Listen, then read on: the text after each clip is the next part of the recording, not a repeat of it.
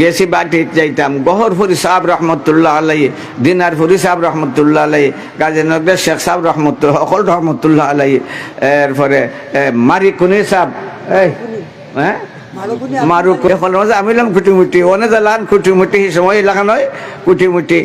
তো যাইতাম নৌকা তো সে নৌকা আমরা বাটির নৌকা এটা এটা এক হাত ফাঁস হয় বাতা বাতা চিনি মাথো না বাতা চিনি বাতা কিতার হয় নৌকার দুই বাজু আছে তাকে বাতা বাতা বিরাট বাতা মানে খুব হেভি নৌকা, খুব হেভি নৌকা, চড়াট করা সুন্দর সুন্দর সবাই আমরা উঠছি, সব উঠছি নৌকায় লড়ছই না, সব উঠছি নৌকায় ক না লড়ছই না। গড়গড়ি সাপ্তাহ বেশি বড় আসলা না, আমার থেকে একটু বড় হইবে আর কি, অত বড় তো নাই। টাইনগা উড়ছন বাতাত ফারা দিছেন, একটা ঝাঁকুনি দিছে নৌকায় ডুবি যাইবার উপক্রম হয়ে গেছে গা, তোমার ডুবছে না উঠে গেছেন। খেউ মারতেন না, খেউ মারতেন না। পুরো আমি তো পুরো মানুষ নেই, পুরো মানুষের মুখ হয় ফাতলা, পুরো মানুষের মুখ ফাতলা হয় নাই, মুখ করতে পুরো। আমি খেলাম সাহেব বুঝলাম না বুঝলাম না, এ মারু কোনের সাহেব তাই ন উঠলা, দিনারপুরি সাহেব কত মোটা তাই ন উঠলা, এ সকলের তো বড় বড় মোটামুটি সকলেই বড় বড় সকলেই উঠলা, নৌকায় তো লোর লই না, এটা তো বাতাবাই ভাড়া দিয়া হারা দিয়া সকলেই উঠছেন। আর আপনি তো সকল থাকি ছুটো আর আমি এলাম সবচেয়ে ছুটো, আপনি যে উঠলাই নৌকায় অত বড় ঝাঁকুনি দিও কেন লাগিয়া কোন বেটা হাদিসের বান নেইনি আছে না নাই মাতো না। মা আয়েশা সিদ্দিকা রাদিয়াল্লাহু তাআলা না ফরমান নবী করিম সাল্লাল্লাহু আলাইহি ওয়াসাল্লামের উপরে যখন ওহী নাজিল হইতো আর একবারে কনকনে শীত প্রচন্ড শীত, এরপরেও আমার নবীর সিরাত থেকে মণিমুক্তার মতো ঘামের ফুটা জড়তো। বোঝা গেল ওহির মাঝে বার আছে না নাই মাতো না, বার আছে। যেটার মাঝে বার বেশি এটার মাঝে পাওয়ারও বড় পাথর দিয়ে যদি মাথাত মারো মাথা শুনশান হয়ে যাইব গিয়া, পুরো পাথর দিয়ে মারলে তেমন দুঃখ পাইব নি মাথো না। পাথর যত বড় তার মাঝে শক্তিও না বড়।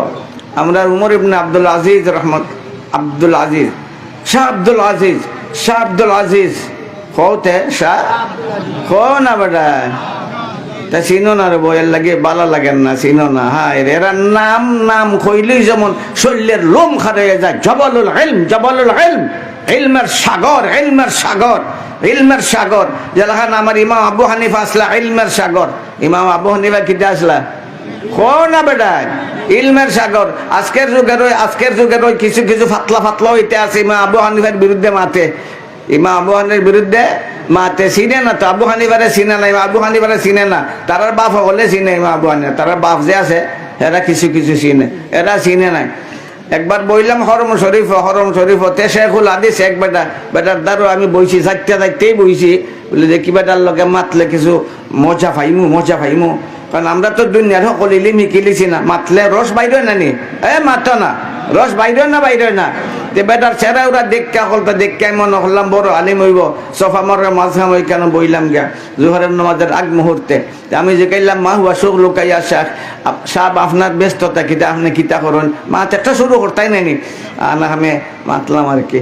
ওইলা আমি বুখারী শরীফ পড়াই, আমি আলহামদুলিল্লাহ পাইলাম, বহুত মজা লাগবো। তে জিগাইলাম সাহেব তো আপনি বুখারী শরীফ পড়েন, আপনার কোনো মজব আসেনি? আপনার কোনো মজব আসেনি? মজব মানননি আপনি? কয় মানি। আমি তো খার মজব মানন, ইমাম মালিকের মজব মানি, ইলাহানি পেছি ইমাম মালিকের মজব মানি। আপনি ও ইমাম উদ্দারিল হিজরা ইমাম মালিক রহমতুল্লাহ আলাইহির মজব আপনি মানন? ইমাম উদ্দারিল হিজরা ইমাম মালিক রহমতুল্লাহ আলাইহির মজব আপনি মানন?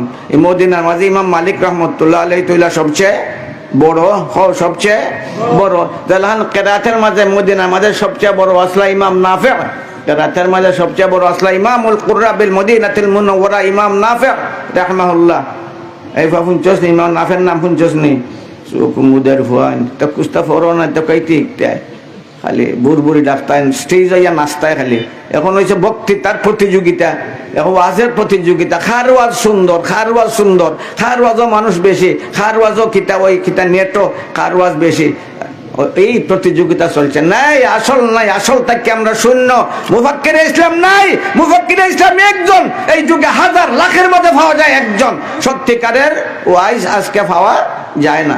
আগে আমার কৌরিয়া সাহেব রহমতুল্লাহ আলাইহি শেষ রাতে ওয়াজ করতা, এই তাহাজ্জুদের আগে আইয়া ওয়াজ করতা, হাজার হাজার মানুষ ফাঁকির মতো নীরব বইয়া তো শুনতো।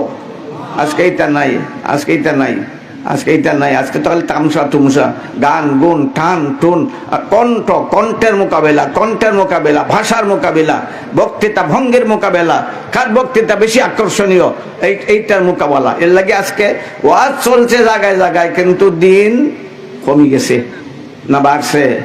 মাতো না, কমছে না বাড়ছে?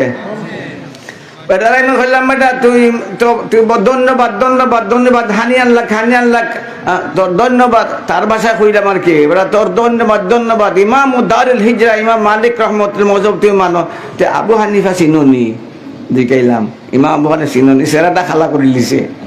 তার সেরা খালা করছে, আমার মনও খালা গেছে গিয়া। আমি তার লোকে মারতাম, খালা করিল লিখতে এলো মাতে না। আমি কই বুখারী শরীফ পড়াও, আবু হানিফা চিনো না? বুখারী শরীফ পড়াও, ইমাম আবু হানিফা চিনো না?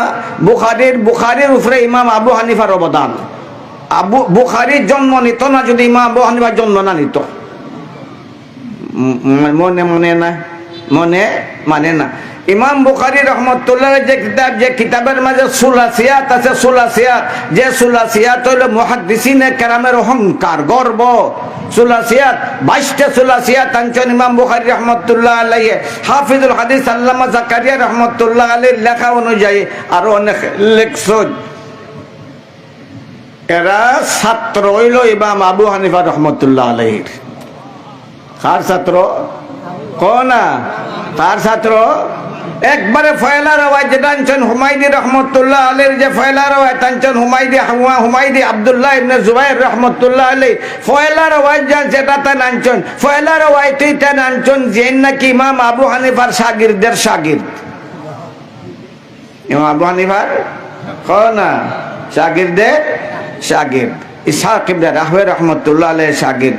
তো ইমাম বুখারীর উপরে অবদান কার? ইমাম আবু হানিফার। কোনা কার অবদান? মাতো না বেভয়।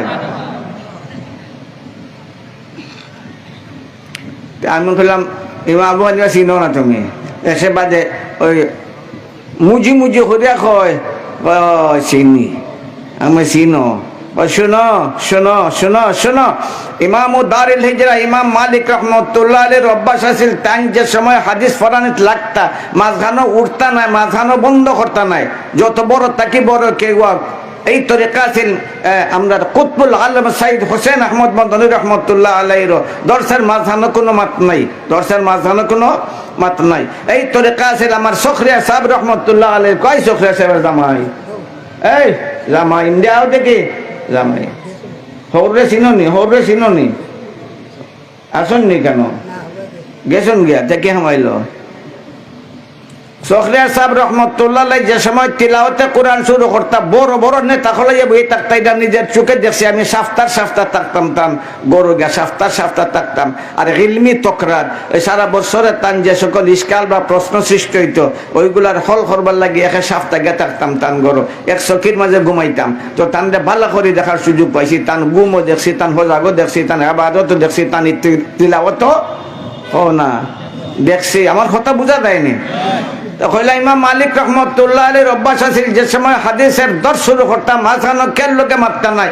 একবার শীতের কনকনে শীতের প্রচন্ড শীত, ছাত্ররা কমলি উড়িয়া তারা বয়, এরপরেও শীত ছাড়ে না, এত প্রচন্ড শীত মদিনার মাঝে পড়ছে। আর তাই হঠাৎ করে মাঝখানে সবক বন্ধ করিয়া আর মসজিদের বাইরে আইসেন তার জানি না।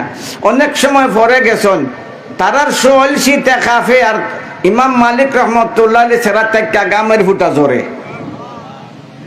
তা ছাত্র তো আমার লাহান গরু গাদা নাই, তা বড় বড় শেখুল হাদিস, বড় বড় মুফতি, বড় বড় ফকি, বড় বড় মুস্তাহিদ, তারা কয় হুজুর বুঝলাম না, আপনি আজকে ব্যতিক্রম করলেন, কোনদিন তো মাঝানো সবক বন্ধ করে জানি না, আজকে আচ্ছা গেছন। কিন্তু এখন আশ্চর্যের ব্যাপার, এই মুহূর্তে শীতের আঘাতে আমরা শরীর কাঁপছে, কমরের দ্বারাও আমরা শীত যায় না।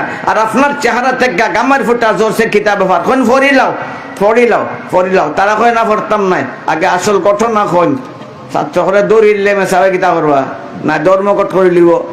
করবা কিতা বাধ্য হইছন শোন আমি আজকে এমন এক ব্যক্তির সাক্ষাতে গেছিলাম যার কলবের মাঝে সদরের মাঝে যার সিনার মাঝে কোরআন আর হাদিসের এমন প্রশান্ত মহাসাগর ইলমের এমন প্রশান্ত মহাসাগর তান দেখাত গেছিলাম আর তাইনের ইলমের ভারে আমার শরীর থেকে ঘাম ঝরতে শুরু করছে তারা তো একবারে হতবাক আজবা বিশ্বের ব্যাপার উস্তাদের প্রতি প্রত্যেক ছাত্রর ভাব বেশি থাকে না কম থাকে সকলেই মনে করে আমার উস্তাদ বড় মনে করে না এটা মনে তো করতোই আমার উস্তাদ বড় এখন তারা তো হতবাক আরে আমরার শেখ আমরা ইমাম মালিক রহমতুল্লাহ কার বড় আলিম আসেনি তারা যে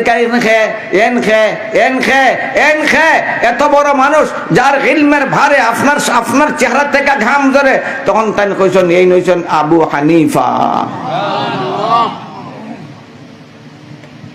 ইলমের সাগর তা শাহ আব্দুল আজিজ রহমতুল্লাহ আলাইহি একদিন যাইন হইতাম নি বেটা মাততে তো সকলতে আমি কইলিতাম বা দেজার ওয়াইজ কইলাইবা এরা কিতা কইতে তারা নু বেজার হইবা